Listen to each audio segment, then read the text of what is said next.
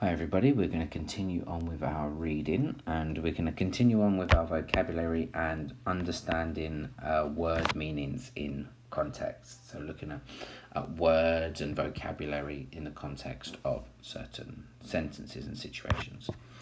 So here we have our vocabulary, explaining word meanings in context. We also have some example questions here. So this is the form that your questions might take place. We see things like find a word or phrase, find one word, it might be tick two words, which word tells you that, what do the words something and something suggest.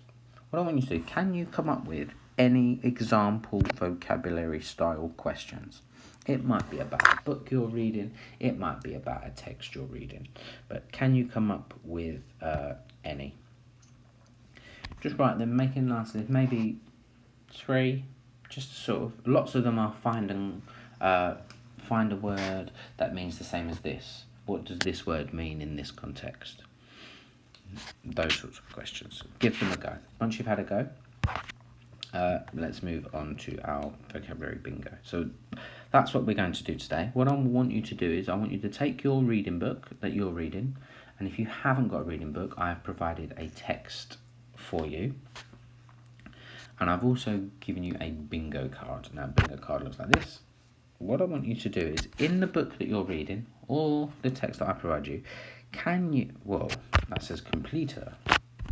Can you complete a vertical line? Can you complete a horizontal line? So vertical lines go up and down.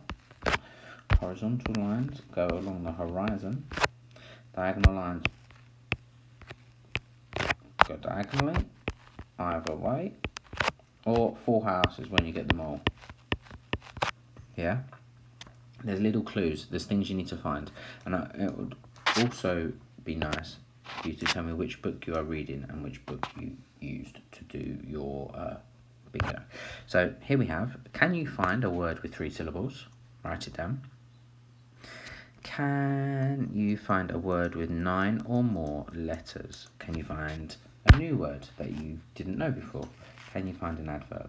Can you find an apostrophe for contraction, apostrophe for possession, simple sentence, reporting clause, determiner, and I want you to write that example either on a grid like this or give them a number, 1, 2, 3, 4, and so on.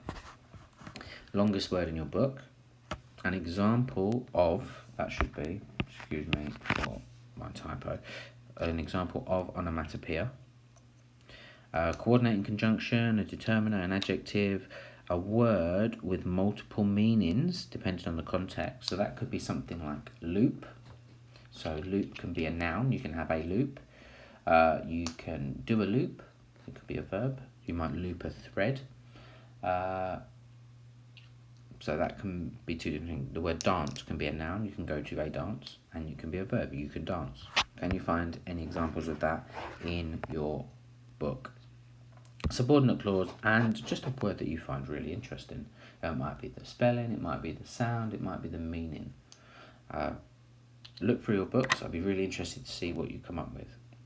And once you have done that, remember that we should really be reading for pleasure. I've put at least 15 minutes, but really in year 5, probably should be pushing half an hour. But please feel free to do a bit longer. You can always complete a book review. I look forward to reading them. Some of them have been really good and really detailed, but it is very important to be reading. So have a go with the bingo. See if you can find an example of all of these. You might not be able to find an example of all of these in your book.